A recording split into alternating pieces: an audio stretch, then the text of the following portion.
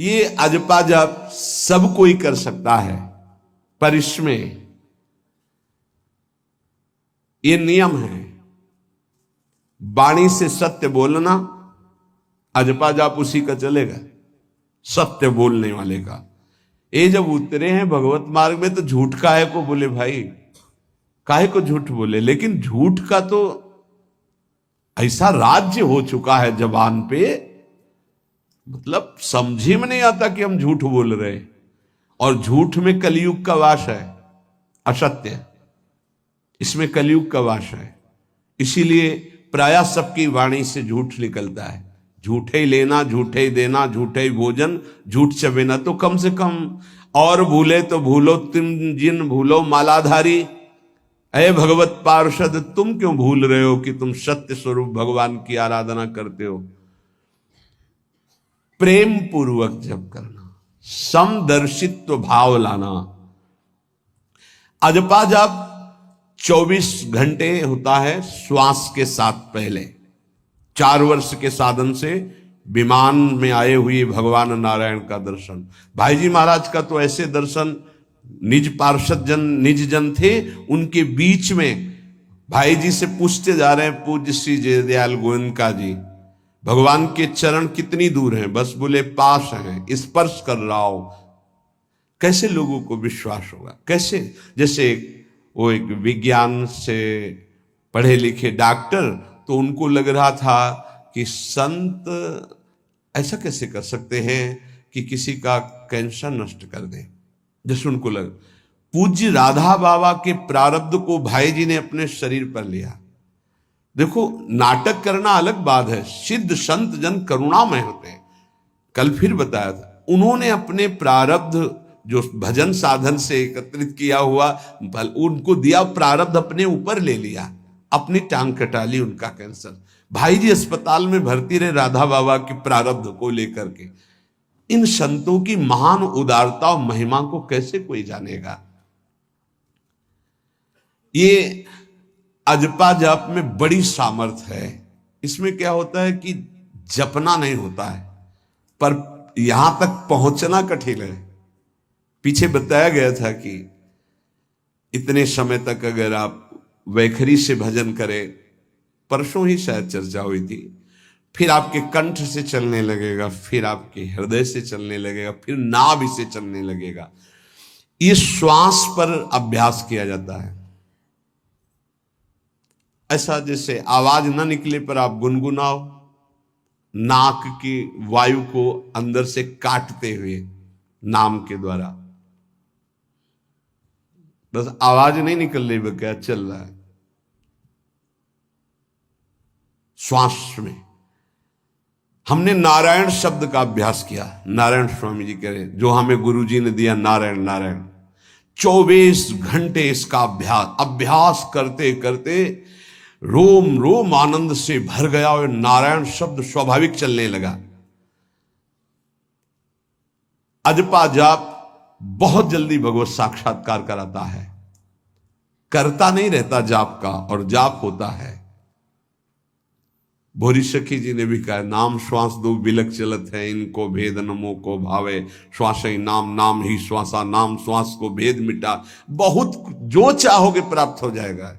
ये रुपया पैसा संसार की भोग सामग्री, ये तो तुम्हें कोई देगा भी तो तुम्हारी इच्छा नहीं होगी, आसक्ति नहीं होगी इनकी तरफ। ब्रह्मादि के भोग सब विषम लागत ताई, नारायण ब्रज चंद की लगन लगी है जाई। अजपा जाप को निरंतर चलाने के लिए एकांत में भगवान की कुछ स्तोत्र और प्रार्थना है, उनको गाइए और रोइए, प्रभु से प्रार्थना कीजिए। क्या मुझे अजपा जाप दे दीजिए, निरंतर भजन दे दीजिए, वो दे देंगे। हमने संतों से सुना है कि भगवान भजन मांगने की बात को बड़ी जल्दी पूरी करते हैं, कि मुझे अखंड भजन दे दीजिए। हृदय से जब चाहोगे तब, वो अंतर्यामी है, वो आपके अंदर बैठे देख रहे हैं। भगवान मुझे भजन दे दिए, और आपके चल रहा विविध भोगों की, तो पहले उन भोगों को नष्ट करेंगे या पूर्ण कराएंगे, तब आखिरी बातें आएगी। जब विभीषण जी श्री भगवान के सन्मुख गए तो भगवान ने सबसे पहली बात पूर्ण की जो लंका में चलते समय भाव आया था कि भगवान के चरणों का आश्रय लेकर उनके बाहुबल से इस रावण का विनाश करके जिस सिंहासन पर बैठकर इसने लात मारी यहीं बैठूंगा आके। पहला काम किया, समुद्र का जल मंगाकर लंकाधिपति पद पर अभिषिक्त कर दिया। और लंकेश कह के उन्होंने कहा कि प्रभु उर्कछु प्रथम वासना रही, प्रभुपद प्रीति सरित सो वही। प्रभु आपके चरणों के दर्शन से कोई कामना नहीं। तो भगवान कहते नहीं, पहले कामना की थी उसकी पूर्ति ले। हम भगवान से भजन मांगेंगे, साथ में नाना प्रकार की वासनाएं हैं, तो इसीलिए जब बहुकाल करी सत्संगा, सत्संग सुनते सुनते ये दिमाग में बैठ जाता है कि भोग वासनाएं कामनाएं ये हमें फंसाने वाली हैं, हमें नहीं चाहिए। जब आपके अंदर से उदासीनता आएगी तब भजन की मांग पूरी हो जाएगी। कभी कभी भगवान का गुणानुवाद करके एकांत में रोया करे साधक। कभी रोना आता है अपने इंद्रिय और मन के विलास की पूर्ति ना होने पर।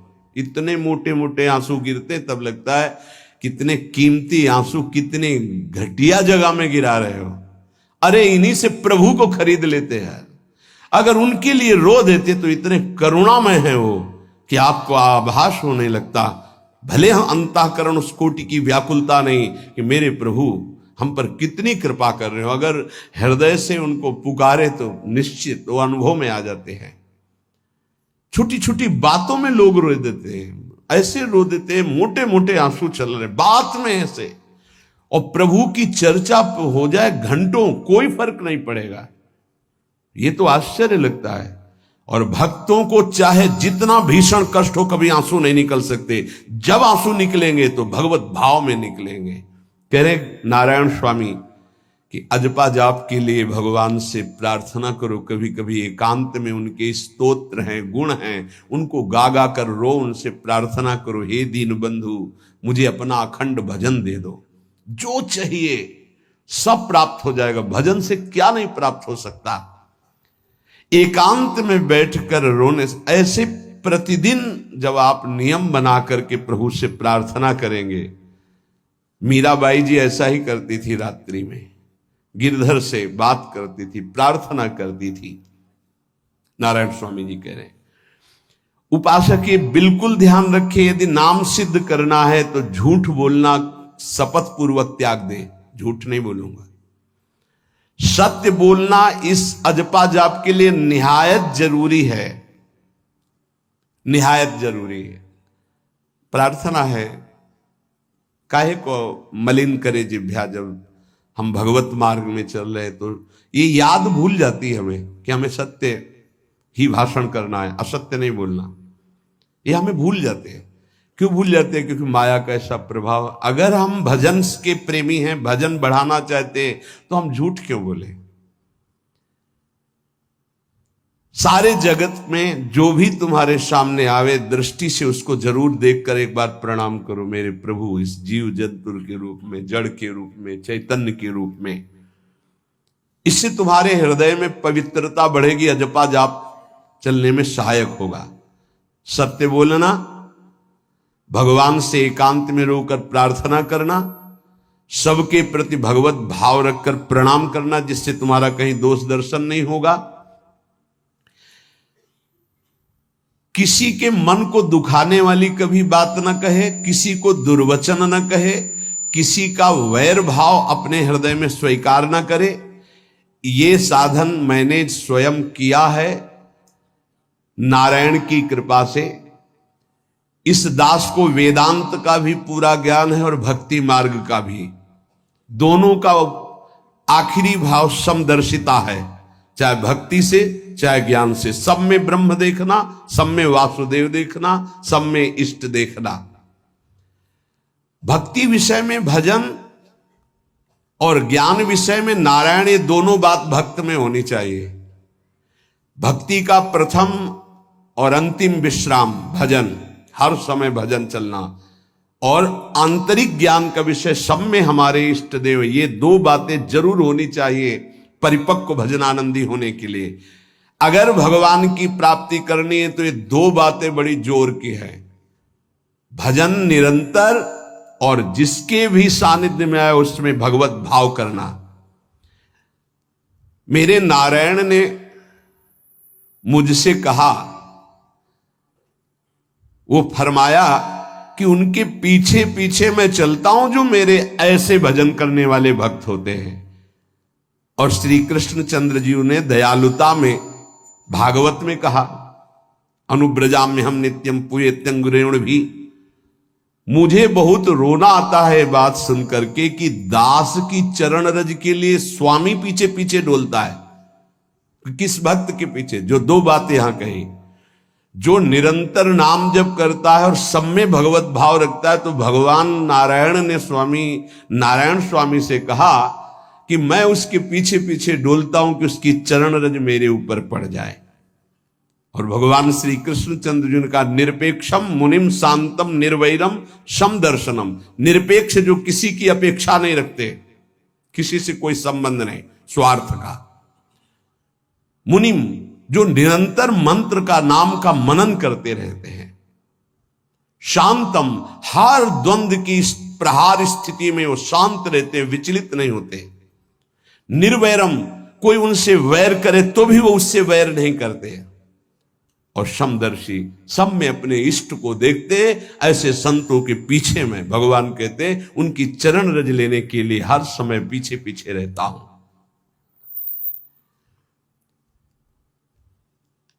अहिंसा परमो धर्मा शास्त्रों में वर्णन किया गया है, इसलिए किसी भी जीव को कष्ट नहीं पहुंचाना है।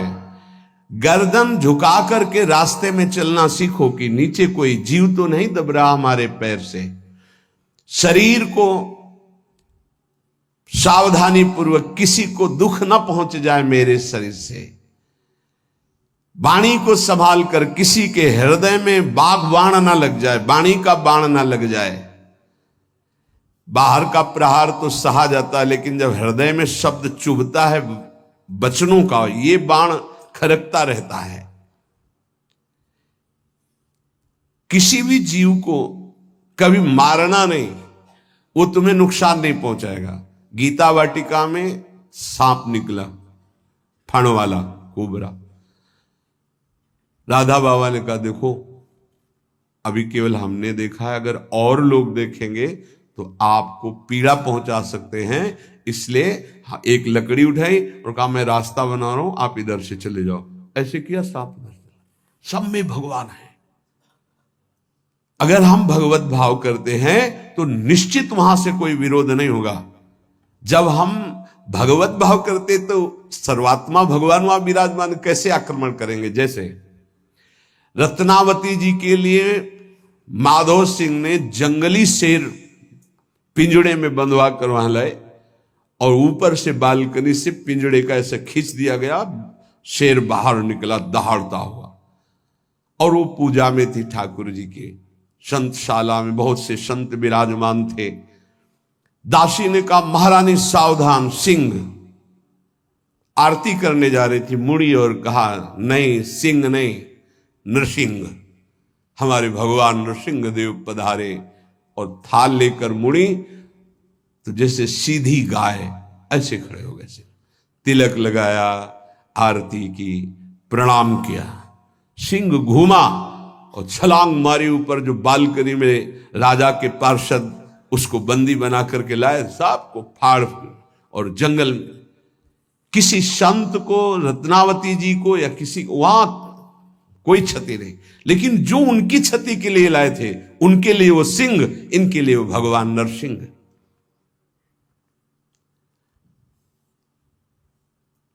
यथा योग्य दूसरे की सहायता करना, ये अपने भजन को बढ़ाने के लिए अत्यंत आवश्यक है। नारायण स्वामी जी कहते हैं, साधु क्या सहायता करेगा? मान लो जो अकिंचन है वो क्या सहायता करेगा? तो विद्या दान सबसे बड़ा दान है। तुमने जो शास्त्रों में स्वाध्याय किया है, जो अनुभव किया है, वो दूसरों को दो। जो अधिकारी है, जो दैन्य है, जो सुनना चाहता है, उसे जरूर सुनाना चाहिए। जो विद्या का दान करता है, भगवान का भजन बहुत सहजता से होने लगता है दूसरे को भजन में लगाने की बात। इसीलिए जैसे आप गृहस्थ में हैं तो आप अपने परिवार के छोटे बच्चे बड़े सब 5 मिनट आप राधा राधा कहिए, आप 10 मिनट भजन कीजिए, आप स्वयं कीर्तन कीजिए, पूरे परिवार को सुनने को मिले, बहुत लाभ मिलता है। सब अगर नगर कीर्तन करें तो लाखों लोगों के पाप नष्ट हो जाए, आपको बहुत जल्दी भगवत प्राप्ति हो जाए। ये साधन होते थे। अब क्या हो गया कि इतनी भजन के प्रति लघु बुद्धि हो गई कि शर्म लगेगी कि हम पूरे गांव में कैसे कीर्तन करें। जो शर्म लगने वाली बातें उनमें शर्म नहीं, नाम जप में शर्म लगेगी कि हम 10 लोग मिलकर नगर कीर्तन करें। पहले ऐसा था, प्रातः 4 बजे गांव के 10-20 लोग बड़े बूढ़े मंजीरा लेकर ढोलक लेकर के आसपास गांव में फेरी देते थे, जिसे प्रभात फेरी कहते थे, और वो नाम कीर्तन करते हुए कितनी सुंदर प्रथाएं थी।